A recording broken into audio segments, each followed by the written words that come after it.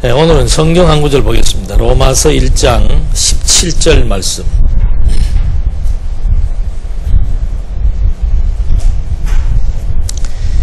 로마서 1장 17절.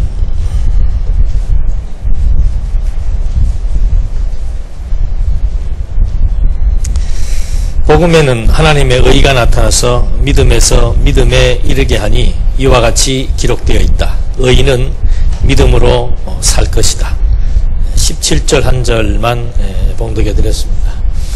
이 말씀은 물론 성경이기 때문에 중요하지만 또 마틴 루터가 종교개혁을 일으키게 된 근간이 되는 말씀입니다. 루터가 계단을 오르락 무릎으로 꿇고 오르내리는 그런 수련하는 가운데서 정말 우리 그리스도인들의 그 신앙관에 대한 분명한 재확립을 하게 된 그런 내용입니다.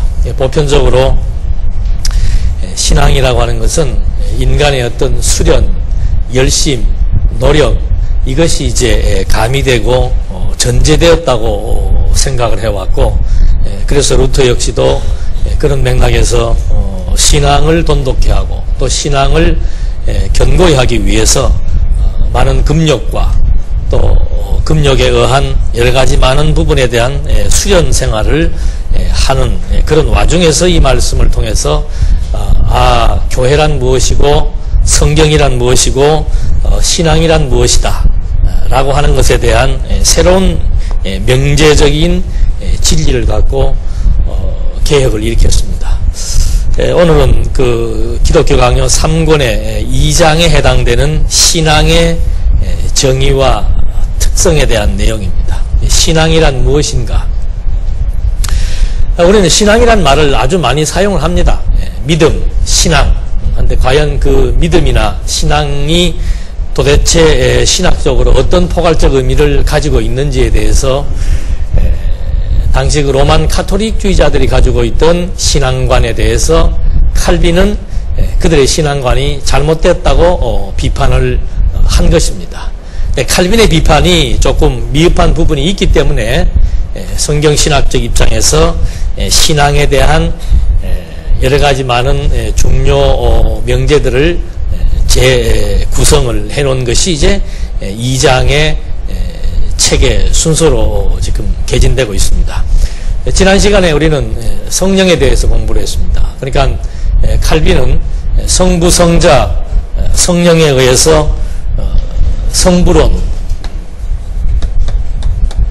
그 다음에 성자,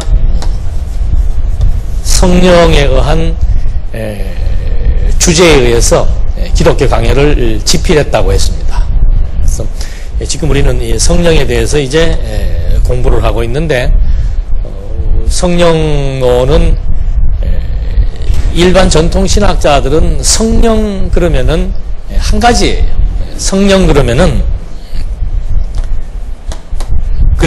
그리스도께서 완성하신 구속에 대한 적용, 이게 성령의 핵심 사역이다. 한동안 우리 한국교회를 풍미했던 그 여의도에 오순절주의자 대표되는 목사님이 있었죠. 지금은 검찰에 왔다 갔다 하고 있는데, 그 양반들도 이 성령에 대해서 구속의 적용인데, 거기는 이제 완전히 그 성령의 역사를 은사 중심으로 해서 초대교회 때 나타났던 성령의 역사를 지금 재현하려고 하는 그런 이제 신비주의적으로 흘러들어갔고, 반면에 전통신학에서는 성령의 핵심 사역은 그리스도께서 완성해 놓은 이 구속 사역을 우리들에게 적용시키는 일을 한다. 그래서 이걸 갖다가 구속 사역을 그리스도의 은혜라고 얘기를 하고, 적용 사역을 믿음, 그리고 중생, 회개, 이렇게 해서 적용 사역을 1차, 2차, 3차로 나누어서 성령의 적용 사역은 제일 중요한 것이 믿음이고, 그 다음에 믿음에 의해서 중생하게 되고, 중생한 자들이 이제 날마다 회개하는, 이것이 이제 성령이 구속의 적용, 즉 그리스도로 말미암아 베풀어진 은혜를 우리에게 적용시키는 3대 사역으로 이해를 하고 있습니다. 여러분들은 이제 지난 시간 공부했던 거 잊어버리지 않으셨다면은 우리는 성령 그러면은 무엇이 떠올라야 된다고 그랬습니까? 이렇게 그리스도의 구속에 대한 적용이 떠오르기보다는 성령 그러면은 아주 포괄적이고 본질적인 사역이 떠올라야 되죠.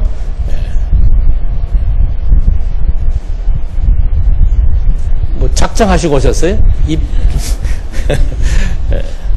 그래서 이런 이제 질문을 드리면 최소한도 무엇이라고 하는 것 정도는 연상이 돼야 되죠. 치밀하게는 안 하더라도. 성령이 언제 왔어요? 2000년 전에 오순절 물론 뭐 창조 때부터 사역을 했지만 이런 직접적인 사역을 언급하자면은 우리가 성경 신학의 신약적 구조에서 본다면은 성령은 뭐예요? 예수님께서 승천하시고 오셔서 하시는 핵심 사역이 뭐라고 그랬습니까? 예수가 그리스도라는 사실을 행적과 교훈과 예언에 의해서 증거하는 것이 성령의 핵심 사역입니다. 전통신학은 성령은 그리스도께서 완성해 오신 이 구속사역을 믿음과 중생과 회개를 통해서 우리에게 구원을 완성시키는 사역이다. 차이가 있습니까? 없습니까? 아주 많이 있죠. 그래서 이걸 우리는 구속사라고 얘기한다 그랬습니다. 그러니까 구속사 신학이라고 하는 것은 뭐 성부론부터 시작해서 성부론에서의 구속사역은 뭔가 성부 하나님께서 그리스도의 구속을 뭐 했다? 예정했다. 이 전통신학에서 하는 말입니다.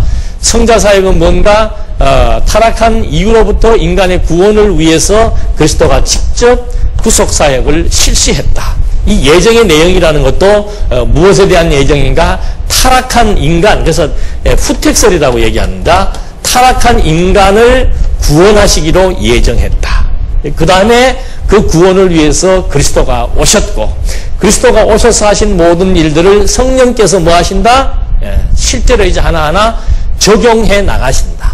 다시 말해서 구원 사역을 하나하나 이루어 나가신다. 이게 전통신학이라고 그랬습니다. 그러나 성경신학은 뭔가? 성부 그러면은 물론 여기는 후택설이라고 하는 말은 뭔가 하면은 전부 구속이 전제된 얘기입니다. 타락한 이후로부터 구속하기 위한 예정을 하나님이 하셨다. 근데 성부론이라고 하는 것은 타락한 인간을 구원하든 타락하기 이전의 인간을 구원하든 인간 구원이 성부론의 핵심 사역이 아닙니다. 성부론의 핵심 사역은 뭐예요? 인간의 구원이 아니고 하나님의 당신 존재 계시입니다. 계시. 그래서 성부론에서 제일 중요한 것은 언약과 성취라고 하는 것이 이 계시 사역이 성부론의 핵심 사역입니다. 전통신학에서는 인간이 타락을 했기 때문에 타락한 인간을 구원하기 위한 예정을 성부론이라고 얘기하는 것이고, 성자론도 마찬가지예요. 타락한 인간을 구원하기 위한 구속사역과 하나님의 존재를 드러내기 위해서 하나님이 누구를 보내시기로 언약했습니까? 그리스도를 보내시기로 언약했잖아요. 그래서 그리스도가 오셔서 그 언약을 성취하시는 것이 성자사역의 핵심입니다. 전통신학은 성자사역의 핵심은 뭔가? 인간을 구원하기 위한 대속사역이 성자사역의 핵심이고, 성경신학은 하나님의 뜻을 성취하기 위한 계시사역이 그리스도 구속사역의 핵심입니다. 이게 이제 여러분은 이런 말들을 너무도 편안하게 또 너무도 문제의식 없이 그냥 이렇게 전달받는다면은 이 진가에 대한 탄성이 안 나오는 거죠. 지금 김국민 목사님이 미국에 가서 홀로 고군분투하고 계시는데 중간중간 메일이 날라오고 전화로 상황 보고가 들어오는데 지금 현대 신학의 한계가 어딘가, 이 한계를 벗어나지 못하고 있는 겁니다. 모든 신학의 초점은 인간의 구원에 맞춰져 있다 이 말이죠. 그래서 그것이 아니다. 이 한계를 좀 우리가 넘어서야 되겠다. 넘어서는 것은 어떻게 넘어서는가? 하나님의 계시로부터 당신을 계시하기 위한 방법이었던 언약과 성취라고 하는 성경 자체의 구조에 의해서 우리는 신존재를 확정하고 이 원리에 의한 성경의 통일성이 확보되어 있다는 것이라는 말을 하니까 교수왈, 그 도대체 어디에서 나온 말이냐? 관심을 보이기 시작하는 거예요. 자기들은 지금껏 성경의 통일성을 찾고만 있는데 여기서는 지금 대안을 제시하면서 논문을 쓰겠다고 하니까 담당 교수가 지금 움찔한 거예요. 그럼 당신 얘기를 좀 들어보겠다 해가지고 일주일 지금 연기해놨어요. 이걸 지금 더 들어보겠다고 했어. 그동안은 우리가 여기 나와 있는 책들을 어떤 공신력 있는 논문을 쓸 때는 인용을 할 수가 없습니다. 학계에서 공인된 이론이 아니기 때문에. 근데 지금 그 대학자가 내가 인정을 해줄 테니까 그 책을 인용을 해라. 이걸 말로 한두 마디 할 수가 없다. 우리는 책을 한 50여 권 써냈는데 그 책들을 인용해도 되겠는가? 아, 다운표 쳐서 인용해라. 이게 이제 학계에 처음으로 이제 이게 진입하는 거예요. 공인된, 물론 그 사람들의 공인을 받고 안 받고가 중요한 건 아니지만은 이제 복음주의 신학자들이 이런 말들을 지금 듣기 시작을 했고 또 그 사람들은 오랜 세월을 언약 신학을 중심으로 많은 학자들이 한 400년 동안 연구해온 과정들이 다 있습니다. 근데 정확하게 이 언약의 내용이 성경을 관통하고 66권을 하나로 통합하는 그런 통일성의 근간이 된다라고 말하는 학자는 없었고, 그리고 이 언약을 하나님의 나라로 설명하는 학자가 흔하진 않아요. 지금 한두 명이 있는데 한 사람 또 찾아가지고 그 사람한테 메일을 보냈더니 그 사람은 웨스트민스터 신학 교수인데 시간을 내줘가지고 지금 요 부분에 대해서 얘기를 하겠다고 지금 45분 할애를 받아 지금 만나기로 돼 있다고 그러고, 이게 지금 굉장히 흥분되는 얘기입니다. 이게 무슨 말인가? 이제는 이런 그 신학의 한계는, 그러니까 친정통주의 신학자들 중에서는 바르트, 그 다음에 우리 보수주의 신학장에서는 칼빈 이후로부터 많은 교회 신학자들이 나왔습니다만은 이 범주를 지금 벗어나지 못하고 있는 거예요. 그러니까 이 신학의 한계가 무엇인지는 학자들은 다 알고 있습니다. 다 알고 있어요. 그래서 결국은 우리가 뭐 기독교 강요 1권, 2권 공부할 때도 다 나왔습니다만은 이 성불론에서 제일 중요한 이슈는 뭔가? 하나님의 절대 주권과 인간의 자유의지입니다. 이게 서로 지금 충돌하는 개념이기 때문에 그것 때문에 이 신학이 지금 하나로 통일되지 못하고 있는 시점에서 성경신학이라고 하는, 뭐 성경신학도 비브리칼 네올로지라 그래서 전통적으로 쓰는 성경신학이 있고, 이건 성경적인 신학이란 말입니다.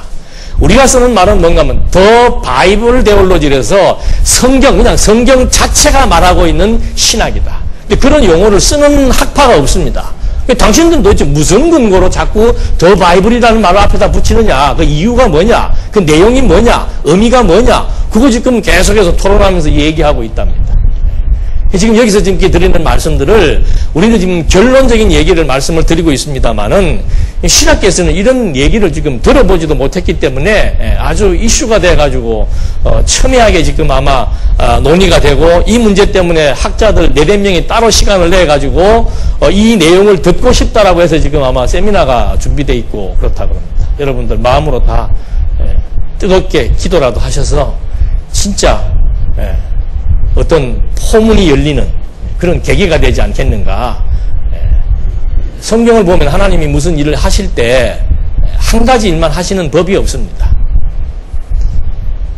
요셉을 애굽에 내려보낸 과정도 그랬지만은 내려보낸 이유가 목적들, 또 그 주변을 통해서 하시고자 하시는 여러 가지 많은 일들이 거미줄처럼 얽혀가지고 다목적을 가지고 다양한 방법으로 하나님이 하나하나 순차적으로 준비해 나가면서 때가 될 때 그 때를 따라서 정말 핵이 폭발하듯이 그런 엄청난 하나님의 그 의도가 어느 시점에서 폭발되는 것처럼 지금 이루어지고 있는 체제개혁도 이게 장안중안교회의 개교의 일이 아닙니다, 여러분. 이제 지나보면 알아요. 지나보면 다 압니다. 진위는 지나보면 다 드러나게 되어 있습니다. 하나님이 해나가시는 일의 모든 의미와 목적이 지금 어디를 향하고 있는가, 이건 우리가 알고 있잖아요. 그래서 지금 이 답을 지금 여러분들에게 말씀드리면서도 저는 흥분이 되는데 늘 여러분들은 들어왔던 말씀이니까 그 말을 또 하는구나 이렇게 들으실 수 있지만은 비교해보면 완전히 다른 맥락이라 이 말이죠. 그래서 지금 성령이 신앙에 대해서 지금 얘기를 하는데 우리가 이 신앙이 이제 첫 번째입니다. 성령의 역사에 있어서 그리스도의 구속을 적용시키는 첫 번째 단초가 이제 신앙이다. 그래서 그렇기 때문에 일반 전통 신학에서는 항상 그 신학적 명제 중에서 강조하는 단어가 뭔가 하면은 은혜와 믿음을 항상 강조하고 있습니다. 교회마다, 학자마다 항상 이 은혜와 믿음이라는 것이 이렇게 동전의 양면처럼 대두가 되어가지고 기독교 그러면은 은혜의 종교고 뭐예요?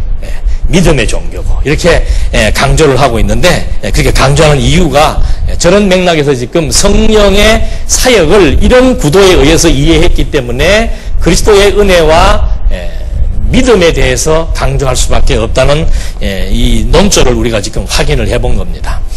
그래서 여기에서는 항상 믿어야 구원과 믿음을 강조할 수밖에 없는 거죠. 이것이 성령의 1차 사역이고 성령의 1차적인 핵심 사역이기 때문에 기독교 그러면은 예수 십자가에서 돌아가신 예수를 믿음으로 구원에 이른다. 이게 아주 그냥 하나의 무슨 기독교를 대변하는 이론으로 지금 개진되고 있지요. 사용되고 있고.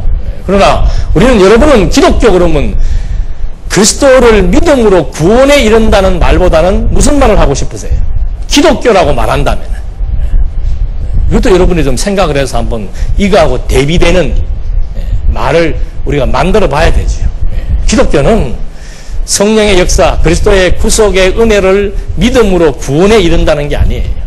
하나님의 작정대로 언약과 성취의 원리를 통해서 하나님의 존재를 우리에게 확증시키는 종교예요.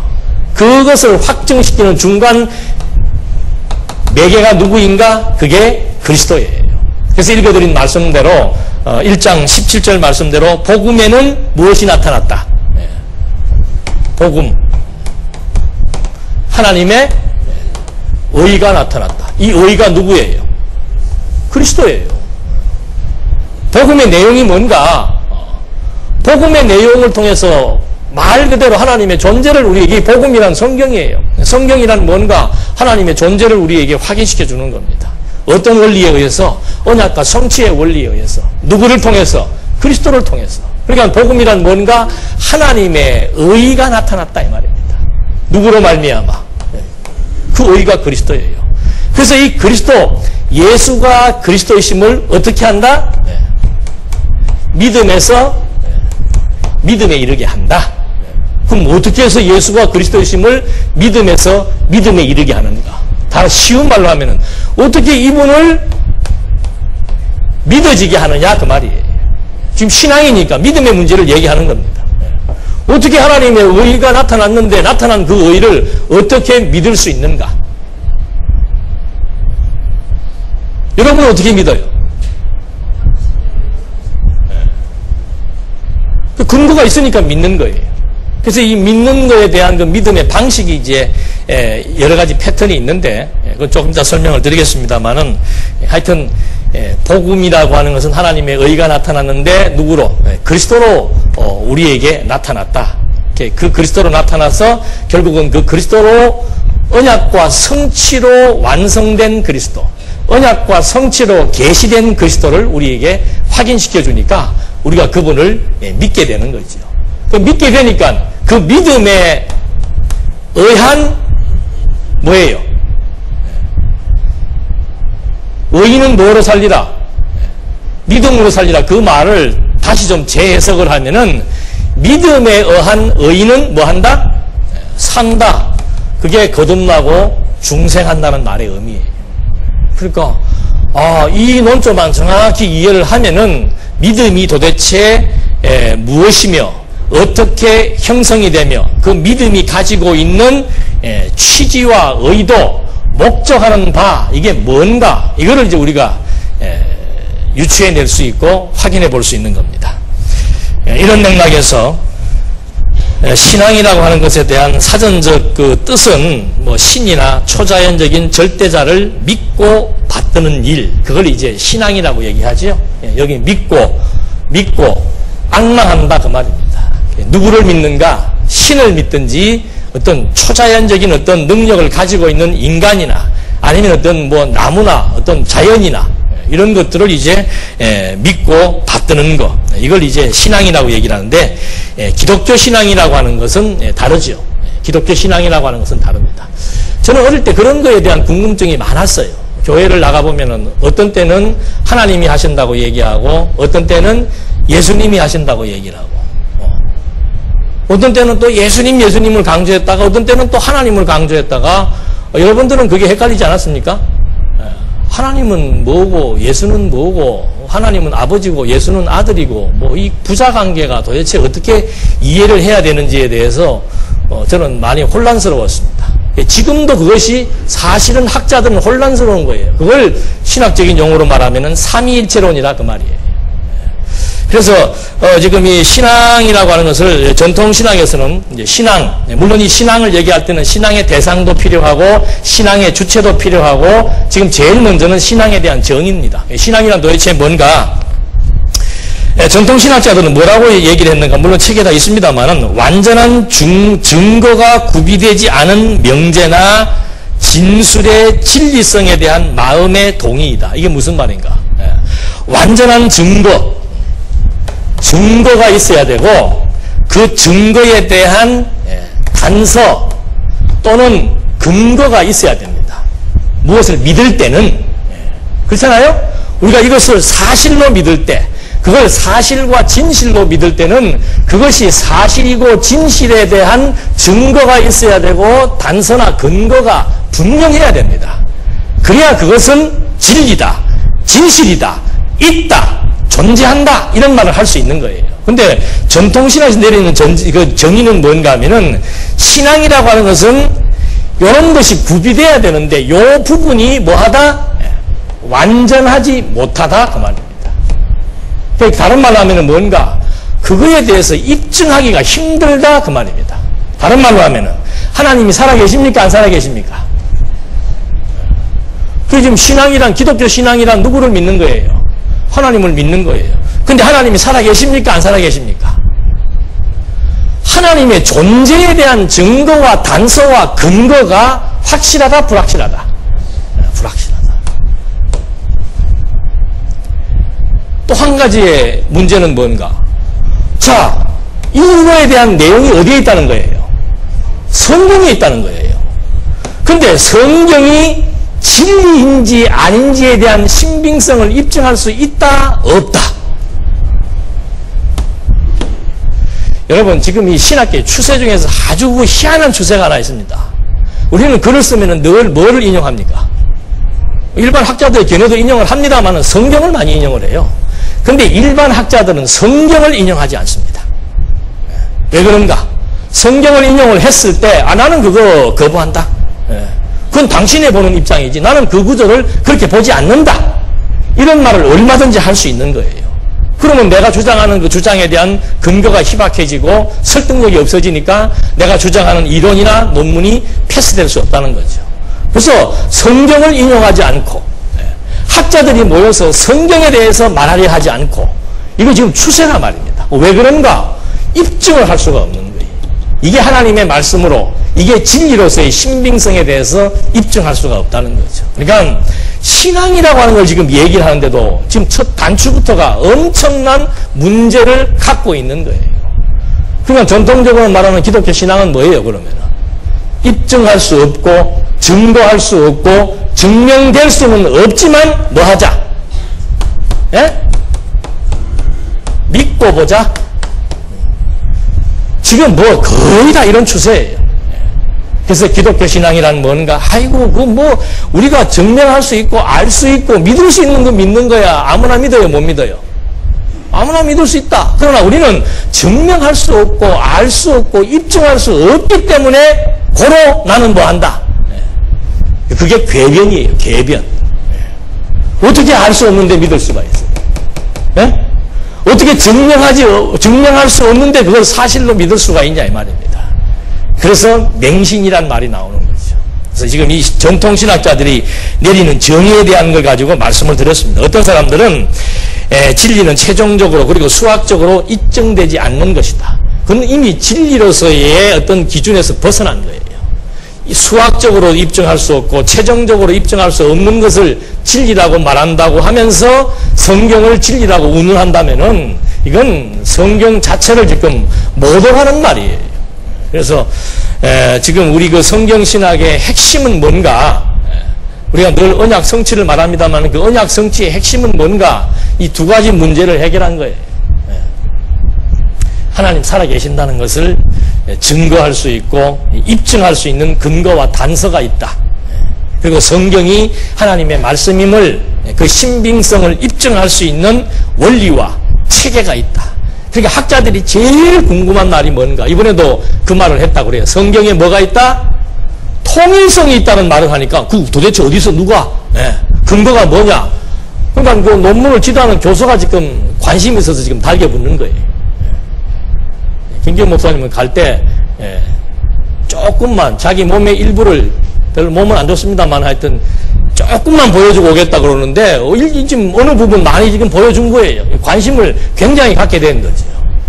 그래서 지금 이 신앙이란 정의 하나만 보더라도 이게 참 난해한 정의가 되고 어떻게 믿을 수 없는데, 사실이 아닌데 그걸 믿어야 되는가라고 하는 문제에 봉착되게 됩니다. 그런데 원어에 보면은요, 뭐라고 나와 있는가 하면은, 구약에서는 그 신앙이라는 원어를 보게 되면은 이스라엘 백성과 맺으신 언약과 밀접한 관계가 있다는 거죠. 이건 우리 입장에서 밝히는 내용이에요.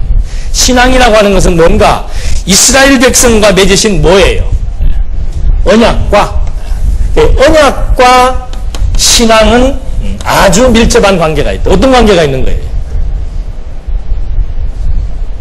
언약과 신앙은 밀접한 관계가 있다는 지금 여기서 명제를 던졌습니다. 어떤 관계가, 이 말 도대체 무슨 의미인가? 그리고 기독교 진리의 진실된 상태와 관련이 있다. 그러니까 기독교 진리가 진실하다, 신빙성이 있다, 그것과 관련된 그런 의미를 가지고 있다. 이게 도대체 무슨 말을 하려고 하는 것인가? 우리는 지금 그래도 여기 기독교 강연이니까 이제 성도대학을 다 공부하신 분들 오신 거 아니에요? 그러니까 똑같은 이론을 말하더라도 조금 다른 관점에서 접근해서 질문하고 대답을 유추해낼 수 있는 그런 시간들입니다.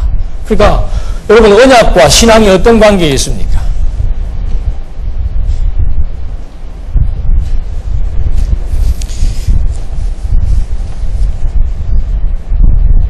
뭐가 진실한 거예요? 두 번째는 이게 이 언약과 이 신앙, 그리고 이것이 진실하다, 진리다라고 얘기를 한 거예요. 이 말을 지금 아까 제가 읽어드린 그 로마서 1장 17절과 관련되어져서 설명되어지면 여러분들은 금방 그 제가 드린 질문을 납득할 수 있을 겁니다. 도대체 언약이라는 것과 신앙이 어떤 관계를 맺고 있는가? 그러니까 신앙이라고 하는 것은 반드시 뭐가 돼야 돼요? 믿는 대상에 대해서 뭐 해야 된다? 알아야 된다. 그것을 사실로, 그것이 진리로, 그것이 진실로 뭐 돼야 된다? 증명돼야 된다는 거죠. 그러니까 언약이라고 하는 것은 그것을 증명하기 위한 뭐예요? 원리예요. 그러니까 1장 28절을 가지고 구약 성경의 역사를 관통한다라고 하는 것은, 이건 지금 여기서만 들을 수 있는 얘기예요. 이번에도 그 교수들한테 그 얘기를 했대요. 당신이 지금 계속해서 1장 28절을 얘기하고 있고 그것이 성경신학이라고 주장하고 있는데 그게 도대체 무슨 말이냐라고 얘기를 하길래 1장 28절의 언약의 내용과 아브라함의 언약의 내용이 같습니다. 아브라함의 언약에 근거해서 이스라엘 역사가 자손과 땅과 통치로서 완성되었습니다 라고 얘기하니까 깜짝 놀래더래요. 이제 아마 조금 있으면 여러분들이 그분들이 놀라는 얼굴들을 아마 볼 거예요. 여기를 오든지 아마 올 기회가 있을 거예요. 와서 당신들이 직접 확인을 해야 되고, 아니면 이제 세미나 하는 거를 동영상으로 촬영을 해서 진짜 놀라는 장면들, 야 정말 그렇구나라고 같이 공감하는 장면들을 아마 이제 조만간에 볼 것입니다. 그렇게 할 수밖에 없는 거예요. 이게 찾을 수 없는 문제니까. 그러니까 기독교 신앙이 지금 뭐 예수님 때로부터 지금까지 우리 개신교가 2000년 세월이 지나갔는데 도대체가 믿는 대상에 대해서도 확실하게 이해할 수도 없고 질문을 던져도 정확한 대답이 나오지도 않고 도대체 이 예수가 그리스도라는데 예수 그리스도라는 그 명칭 자체에 대한 의미도 혼란스럽고 이게 도대체 무슨 건 기껏해봐 예수 그리스도 얘기하면은 나를 구원하신 예수 십자가에 돌아가신 예수 그 이상을 넘어서질 못한다 이 말이죠. 그래서 언약 성취사에서 말하는 그 신앙이라고 하는 그 개념에 대한 것만 가지고도 우리가 좀 깊이 있는 생각을 해야 될 필요성이 있습니다. 그 다음에 믿음의 뭐 자세한 내용은 여러분들 책을 읽어보시면 다 나와 있으니까 그 다음에 믿음의 대상에 대한 문제 첫 번째는 신앙에 대한 정의에 대한 문제 몇 가지가 지금 드러났습니다. 그 다음에는 그 믿는 대상에 대한 문제 신앙에 있어서 제일 중요한 것이 대상입니다. 대상. 처음에 던진 대로 정말 우리가 믿는 것은 영원하신 하나님인데 그 하나님이 정말 살아계신가 존재한가 존재한다면은 그분은 어떠한 신인가 어떤 분인가 그리고 그분을 과연 나의 구주로 나의 신으로 받아들일 수 있겠는가 이런 문제들이 그 대상에 따르는 문제로 우리가 질문을 던질 수가 있는 겁니다. 그래서 믿음의 대상에 대한 문제. 이건 오래전부터 이걸 이제 신학적인 용어로 말하면 신존재 증명이라 그래요. 신존재 증명 이론. 하나님이 살아 계신지에 대해서 우리가 증명할 수 있어야 된다라고 하는 전제를 가지고 몇 가지 철학적 이론들이 나왔다고 전에 교회 신학할 때 한번 배운 바가 있습니다. 그래서 뭐 존재론적 증명, 뭐 우주론적 증명, 존재론적 증명이라고 하는 것은 뭔가 인간을 보니까 인간보다는 완전한 어떤 존재자는 있을 것이다. 인간은 불완전하다 이 말입니다. 그래서 이 모든 존재하는 인간을 보니까 그 인간들보다는 더 완전자, 완전한 존재가 있을 것이다. 이것도 하나의 추론하는 거예요. 그러니까 증명하자고 시작했는데 첫 번째 나오는 존재론적 증명 역시도 증명할 수 없고 가만히 생각을 해보니까는 나보다 분명히 나은 사람이 있듯이 우리 인간들보다 월등하게 나은 존재자가 존재하지 않겠는가라고 하는 추론이 존재론적 증명 방법입니다. 두 번째는 인간을 대상으로 논증에 들어가려고 하는 것이 존재론적이라면은 물질을 대상으로 증명해 나가려고 하는 것이 우주론적 논증이에요. 여러분 이거 만든 사람이 있습니까? 없습니까? 모든 피조물을 만든 사람이 있습니까? 없습니까? 있지요. 그러니까 신은 있다 없다. 그건 하나의 논리적인 이론 방법이에요. 이거 만든 사람이 있다. 그러면 만든 사람이 있고 있다면 좋다. 그럼 이 피조물을 만든 사람이 있을 것이다. 그게 누구인지에 대해서 신일 것이다라고 하는 정도까지만 추론을 하지 그분이 정말 하나님이다. 하나님이 우주와 만물을 창조했다. 여러분 증명할 수 있습니까? 없습니까? 우리는 있잖아요. 무엇이 있으니까? 진리. 하나님의 말씀인 진리, 성경이 있으니까 성경을 근간으로 해서 얼마든지 입증할 수 있단 말입니다. 이번 아마 12월 달에 우리 박경도 집사님 그 기독교 과학에 대해서 이제 지금 뭐 마지막 교정 보고 있는데 그것도 성경을 근거로 해서 과학적 입장에서 정말 이런 과학의 세계를 통해서 보니까 신이 존재한다라는 것을 증명하는 하나의 과정학문인데 성경은 원천적인 것을 우리한테 말해주고 있다는 거죠. 그것이 하나의 이론으로 끝나거나 어떤 우리의 인간의 사고의 방향에 의해서 결정되는 것이 아니고 존재한다는 자체를 우리한테 증명해 주는데 우주론적 논증이라고 하는 것은 최종적인 원인자가 과연 신이라고도 어떻게 증명할 수 있는가라는 질문을 남기게 됩니다.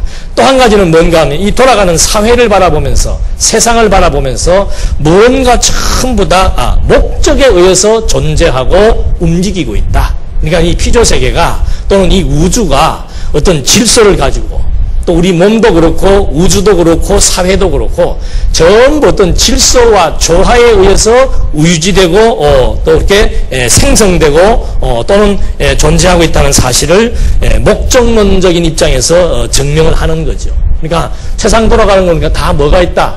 다 조화가 있고 질서가 있고 이치가 있더라.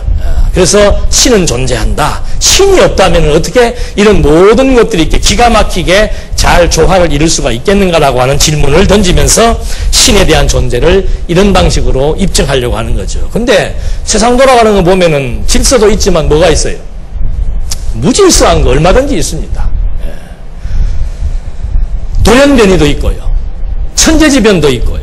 그러니까 과학적, 수학적 지식으로 설명하기 불가능한 여러 가지 많은 질서를 벗어난, 그러니까 하나님의 입장에서 보면은 물론 다 질서지만은 우리의 기준으로 봤을 때는 질서를 벗어난 그런 무질서의 여러 가지 일들이 많이 있는데 그 부분에 대해서는 설명할 수 없는 거죠. 또 한 가지는 인간의 관점에서 봤을 때 도덕적인 논증입니다. 인간은 신이 존재해서 이 땅에 살아가는 인간들에게 어떤 상선벌악 또는 인과응보의 원칙에 의해서 심판을 해서 이 세계를 나름대로 질서 있게 유지해 나간다. 이렇게 이제 설명하는 대표적인 학자가 칸트였죠. 그래서 이 사회가 신이 존재한다면 이 사회는 정의로운 사회가 돼야 된다라고 하는 어떤 전제를 가지고 도덕적인 관점에서 증명을 했는데 인간 자체가 도덕적이지 못해요. 그리고 세상은 뭐 인과응보의 법칙이 통합니까 안 통합니까? 잘하면 상 주고 못하면 벌 줘야 되는데 요새는 못해도 뭐 받아요? 상 받고. 잘하는 사람이 도리어 어떻게 해요? 벌 받고. 아주 못된 인간은 잘 살고 어떻게 해요? 선한 사람은 가난하고. 그러니까 칸트가 화가 날 수밖에 없는 거죠. 그래서 이런 모든 철학적 방법에 의한 신존재 증명의 방식이라고 하는 것은 전부 인간의 경험이나 아니면 어떤 인간의 상상력을 동원해서 이럴 것이다라고 하는 것이었지 정말 이것이다라고 하는 것을 명확하게 말해줄 수 있는 그런 증명의 방법은 아니었습니다. 그래서 아까도 말씀드린 대로 이게 너무너무 우리 기독교인들에게는 큰 문제입니다. 하나님을 알고 싶은데 알 길이 없고 믿고 싶은데 믿을 수가 없다라고 하는 거. 성경을 하나님의 말씀이라고 말을 하는데 성경 자체가 앞뒤 맥락이 맞지 않고 성경에 나오는 내용들이 보니까 비도덕적이고 비윤리적이고 비상식적인 내용들이 너무 많다는 거죠. 그래서 이런 지금 문제에 봉착되어 있는 우리 신학계의 현실 앞에 정말 이 성경 신학에 의한 신존재를 증명할 수 있고 성경 신학에 의해서 성경이 하나님의 말씀이라고 하는 것을 확실하게 힘있게 주장할 수 있는 그런 그 근거를 가지고 있다라고 하는 것은 우리가 신앙생활 하는 데 있어서 대단한 힘이 되는 거예요. 그러니까 그 골로새서의 내용은 그 뭐예요? 굳은 믿음의 생활 아니에요. 굳은 믿음의 생활을 하려면은 뭐가 굳어야 돼요? 믿음이 아주 견고해야 돼요. 믿음이 견고하려면은 믿는 대상에 대해서 신뢰도가 어떻게 돼요? 높아져야 되는 거죠. 믿는 대상에 대해서 이게 지금 뭐 왔다 갔다 하는 거예요. 불평과 불만과 설마, 뭐 신이 그럴까 저럴까 이런 의심, 의구심이 많은 사람에게 있어서 굳은 믿음을 기대한다는 것은 있을 수가 없는 거죠. 그래서 우리 기독교 신앙이 보면은 전부 그냥 조금만 바람이 세게 불어도 그냥 신천지 같은 이단들이 나타나도 교회가 막 풍비박살이 나버리잖아요. 저희 교회는 좀 왔으면 좋겠어. 와서 한 1년이라도 연보라도 푸짐하게 하고 이론이 이게 확실한 입증할 수 없는 그런 정말 견고한 신앙을 구축할 수 있는 신에 대한 확신, 성경에 대한 확신, 이것이 안 되기 때문에 지금 한국교회가 뒤틀어지고 흔들리고 있다고 볼 수도 있는 겁니다. 이래서 믿음의 대상에 대한 문제에 대해서도 우리 성경신학은 해결을 한 바가 있고 전통신학은 그냥 아예 노골적이에요. 전제주의예요. 증명하려고 하니까 증명할 수가 없다. 그래서 그냥 우리는 신이 있다고 뭐 하자. 증거할 수 없고 단서도 희박하고 근거도 미비하지만 신은 존재한다라고 뭐 하자? 믿자. 그게 전제주의입니다. 신이 존재한다라는 전제에 의해서 우리가 이제 신앙생활만 열심히 하자 이 말입니다. 그 복잡한 거 자꾸 알려고 하지 말고 그냥 신이 있다라고 하는 전제를 가지고 신앙생활을 주도해 나가는 것이 우리 전통신학의 입장입니다.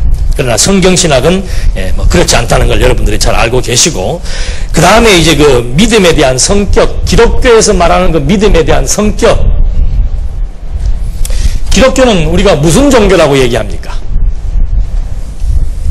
계시 종교라고 얘기하죠. 보통 이방 종교들 들은 보면은 전부 신을 인간이 만들어냅니다. 인간이 신이 이럴 것이다 라고 만들어가지고 그 신에 대한 이론을 정립해서 하나의 텍스트를 정해놓고서는 이제 이렇게 인간이 신을 찾아가는 방식이지만, 기독교는 그게 아니에요. 신이 당신 자신을 우리에게 뭐 한 거예요? 계시한 거예요. 그래서 우리가 기독교는 계시 종교라고 얘기하는 겁니다. 신으로부터 출발한 종교예요. 뭐 대부분의 이방 종교는 전부 인간으로부터, 인간의 필요에 의해서 인간이 만들어낸 신을 인간이 믿는 거지만, 기독교는 뭔가 신의 필요에 의해서 당신의 영광을 우리에게 선포했는데, 선포된 영광을 문서화해 놓은 것이 뭐예요? 성경이에요. 그 성경의 핵심적인 내용이 뭔가, 당신을 계시하는 방법이 뭐라고 그랬습니까? 그게 언약과 성취예요. 가장 확실한 거죠. 여러분들에게 나를 믿게 하기 위해서는 어떻게 해야 돼요? 약속 잘 지키면 되는 거예요. 그게 신뢰감을 주는 겁니다. 상대방한테 신뢰감 주기 위해 제일 좋은 방법은 뭔가? 약속, 자기가 한 말에 대한 책임을 지는 사람, 자기가 한 약속을 성실하게 이행하는 사람, 그 사람은 믿을 만한 사람이지. 지금은 우리 한국 사회가 무슨 사회예요? 신용사회. 신용사회는 뭐가 제일 생명입니까? 부도나면 안 되는 거예요. 그래서 하나님께서 당신의 계시하는 그 계시의 방법이 언약과 성취란 말입니다. 그걸 기록해 놓은 것이 성경이고, 성경의 내용이 그래서 언약과 성취로 딱 구조적으로 짜여 있고, 그것을 완성하실 주체가 누구인가? 그게 그리스도라 이 말입니다.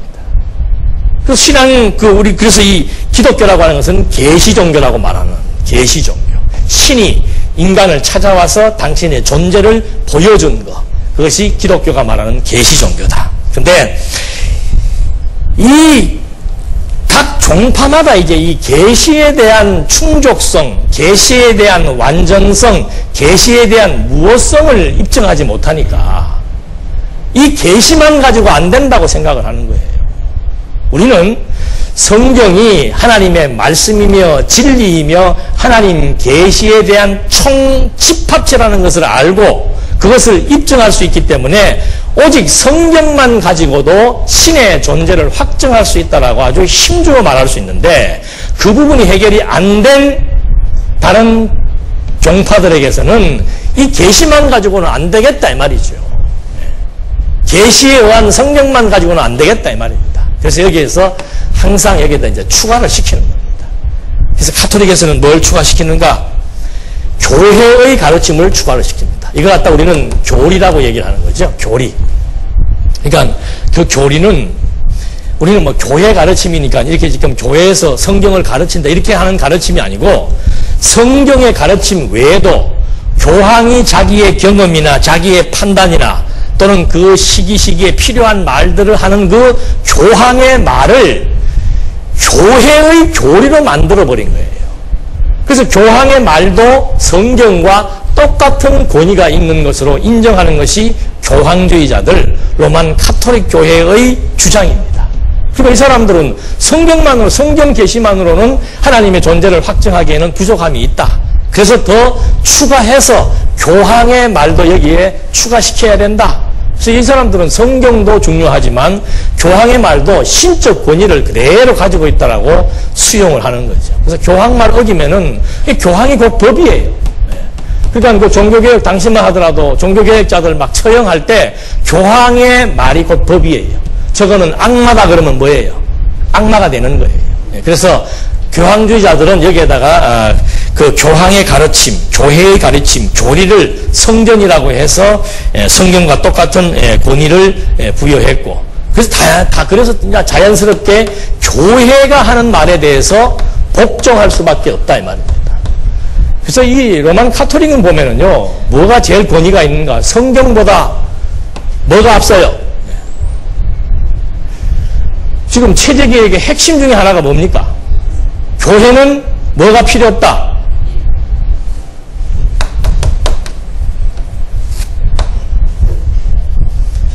교회는 법으로 다스리는 게 아니라 이 말입니다. 근데 지금 대한예수교 장로의 총회에 뭐가 있어요? 헌법이 있죠. 막 싸우다가도 누가 한 사람이 법이요 그러면 조용해요. 근데 교회는 법으로 다스리는 게 아니라고 칼빈도 그 얘기를 했어요. 교회가 법으로 다스리지 않으니까 법이 필요 있습니까? 없습니까? 근데도 온 총회마다, 온 교회마다 다 뭐가 있어요? 법이 있는 거예요. 법보다 더 권위 있는 게 뭐예요? 성경이에요. 성경. 로만 가톨릭은 법이 곧 성경보다 우위에 있다고 그들은 생각을 하는 거예요. 말은 동등하다라고 얘기하지만은 그들이 정해놓은 법은 그건 진짜 성경의 절대성에 버금가는 권위를 가지고 있는 거죠. 그래서 이 전통이 이것 때문에 칼빈이 종교개혁을 일으킨 것 중에 하나 요인이 되는데, 이걸 그대로 지금 한국교회도 세계교회도 답습을 해서 온갖 총회마다 노회마다 교회마다 전부 규칙과 세칙과 헌법을 다 가지고서는 법에 의해서 교회를 다스려 나간다 이 말이죠. 그럼 여러분은 이제 우리는 뭐에 의해서 교회를 운영해 나가는 겁니까? 성경이 이렇다 그러면 뭐예요? 가한 거고, 아니다 그러면 뭐예요? 아닌 거예요. 근데 이걸 왜 못하겠습니까? 왜 학자들이 성경을 근거로 제시하지 못하고 왜 회의에서 성경을 가지고 문제에 대한 간음을 못 내리냐 이 말입니다. 왜 그렇겠어요? 성경 자체를 진리로 입증할 수 있는 그런 원리를 모르니까. 성경은 A라고 하는 사람이 보는 관점이 있고 B가 있고 C가 있고 D가 있다. 그러니까 성경 놓고 회의를 하기 시작하면 복잡해진다 이 말이지. 그러나 우리는 가능하잖아요. 누구의 주장도 아니고 뭐 많은 사람의 다수결의 원칙도 아니고 그냥 한 명이라도 성경만 정확하게 해석을 하면은 이건 뭐예요? 그게 진리예요. 여러분이 다수결의 원칙이 이게 얼마나 무서운 거인가? 민주주의가 뭐예요? 민주주의가 다수결의 원칙 아니에요. 예수님이 진리입니까? 아닙니까? 예수님 혼자였죠? 온 유대인들 다수가 이를 뭐로 몬 거예요? 사형수로 몬 거예요. 사형수로. 뭐 민주주의의 꽃. 여러분 소수가 정의를 부르짖어도 다수의 이익에 의해서 아니라 그러면 아닌 게 된 그것이 다수결의 원칙이에요. 그러니까 성경은 다수결의 원칙도 아니에요. 그렇다고 소수의 원칙도 원칙이 없습니다. 성경 자체가 가지고 있는 진리의 명료성, 그것만 확인하면은 어떤 문제 앞에서도 성경만 정확하게 해석이 되어진다면은 이걸 우리는 객관적 해석이라고 얘기한다 이 말입니다. 객관적으로 해석할 수 있는 원리가 있잖아요. 구조가 있고. 그 구조와 원리에서 해석하면은 누구도 무슨 말, 자기 유리한 쪽으로 해석을 할 수 없게 돼 있다 이 말이지. 그래서 교회는 이런 이제는 법들에 의해서 조직화되고 법에 의해서 치리받는 것이 아니고 성경 자체의 권위에 의해서 성경에 대한 정확한 해석에 따른 권위에 의해서 하나하나 정리해 나가면은 끝난다 이 말이지. 그래서 이 계시라고 하는 것에 대해서 뭐 우리가 그동안 뭐 성경만, 성경은, 성경도 뭐 이런 이론에 의해서 성경관에 대한 다양한 이론들을 알고 있습니다만은 이 교황주의자들이 주장하는 것은 바로 성경의 절대 권위가 아니고 바로 교황의 절대 권위. 왜? 교황이 무오한 자이기 때문에. 그래서 그 교황이 한 말도 똑같은 권위가 있다라고 해서 교황의 가르침, 교리와 또 이 사람들이 법을 주장하는 이유 중에 하나는 뭔가? 이 법은 회의예요. 회의, 의회. 우리로 말하면 총회지요. 총회에 모여있는 총대들이 전부 거룩한 자들이에요.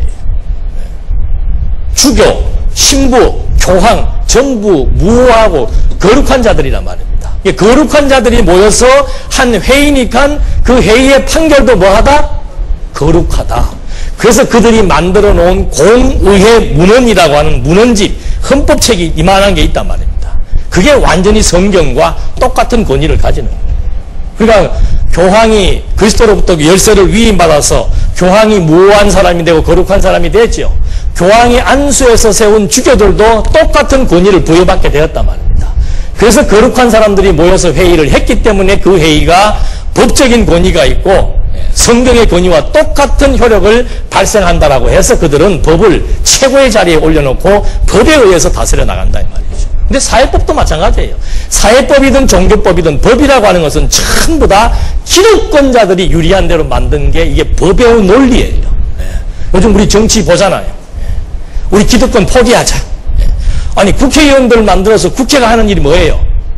입법이에요. 입법. 법을 제정한다 이 말입니다. 근데 그 법을 누구 중심으로 제정을 했는가? 국민을 중심으로 해야 될 그 사람들이 모여가지고 전부 자기들, 나는 국회의원이 왜 그렇게 국회의원 되려고 하는 게 돼? 국회의원에게 주는 특혜가 한 200가지가 되더만요. 근데 그건 우리는 상상도 못하는 특혜예요. 1년에 한 번씩은 나가기 싫어도 외국을 나갔다 와야 돼. 돈 다 대줘.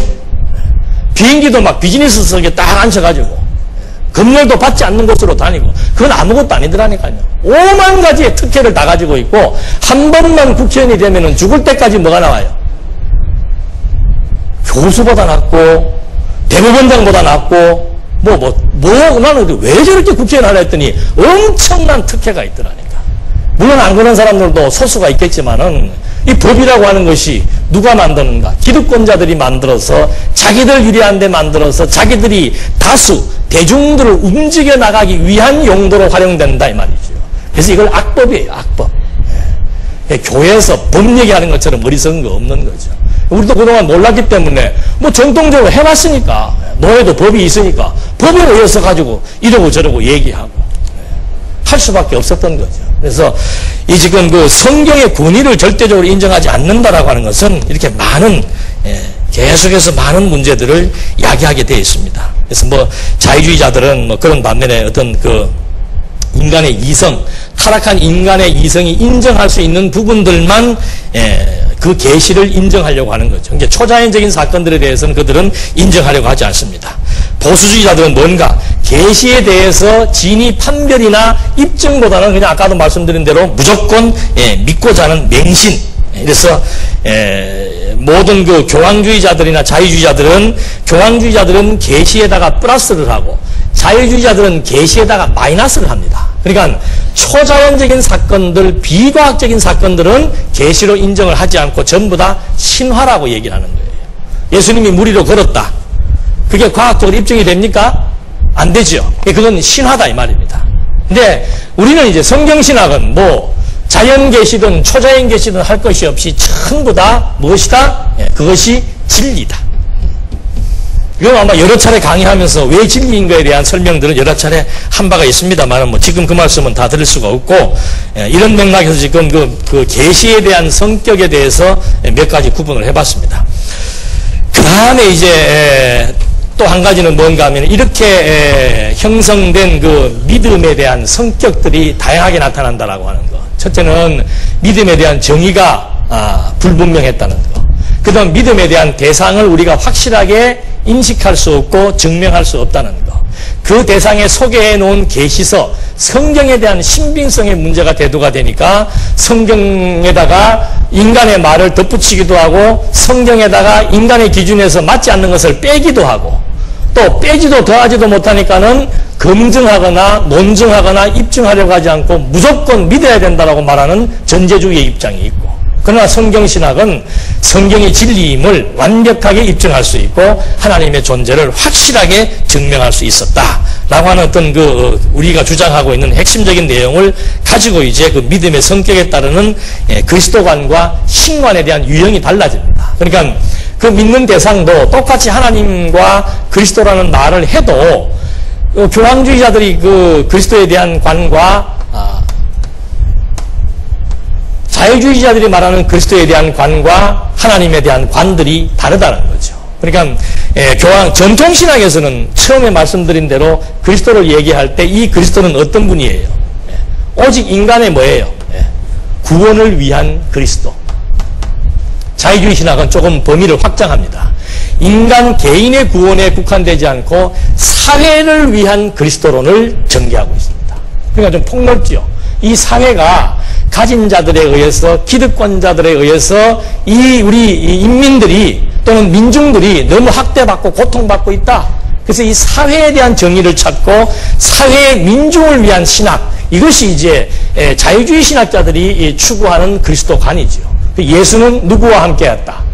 가난한 자들, 죄인들, 창기들, 불의한 자들, 없는 사람들, 이런 민중들과 함께했기 때문에 이 예수는 민중과 함께한 예수이므로 우리가 예수를 믿는다는 것도 곧 가난한 자들, 헐벗고 굶주린 자들, 노숙자들과 함께하는 예수, 이것이 우리의 신앙이다라고 가르치는 것이 자유주의 신학자들의 그리스도관입니다. 그런가 하면은 로만 카톨릭에서는 자기들의 그 교황권을 확립하기 위해서 그리스도의 권세를 갖고 오는 거예요. 그러니까 내가 그리스도로부터 권세를 받았다. 내가 받은 권세가 얼마나 대단한 권세인가? 그리스도가 어떤 분인 줄 알아라 이 말입니다. 그래서 그들은 그리스도에 대한 권위를 높이는 것이죠. 언약 성취사는 뭐라고 했습니까? 언약 성취사가 말하고자 하는 그리스도관은 뭐예요? 구약의 언약을 뭐 하심으로? 성취하심으로 하나님의 존재를 우리에게 뭐 해주는 거예요? 본체의 형상이요 영광의 광채로서 나를 본 자는 하나님을 본 자다. 이것이 언약 성취사적 성경신학이 말하고 있는 그리스도관이라 이 말입니다. 그러니까 여러분 뭐 그리스도에 대한 얘기를 한다, 이름을 사용한다, 어떤 뭐 이 논리적인 과정상의 구조가 유사하다, 그렇다고 해서 같은 게 아니에요. 근본이 다르다는 것. 이게 이제 신앙에 대한 내용을 통해서 몇 가지 확인을 해본 것입니다. 자세한 내용은 여러분들이 책들을 읽어보시고 질문 있으면 다음 시간에 질문하시면 좋겠습니다. 기도하시겠습니다. 하나님 아버지, 하나님의 선하신 뜻을 이루시기 위해서 저희들을 선한 도구로 사용해 주심에 대해서 감사합니다. 저희에게 지혜와 명철을 주셔서 정말 하나님에 대한 진정성을 알게 해주었고 성경에 대한 신빙성을 확보함으로써 견고한 신앙을 갖고 이 시대의 분명한 가치를 추구하며 같은 가치를 공유하며 살 수 있게 된 것이 하나님의 은혜이기에 다시 한번 하나님 앞에 감사드리며 우리에게 주어진 삶의 여정 속에서 진정한 삶의 의미를 찾아 나갈 수 있도록 인도해 주시옵소서. 예수님의 이름으로 기도드립니다. 아멘.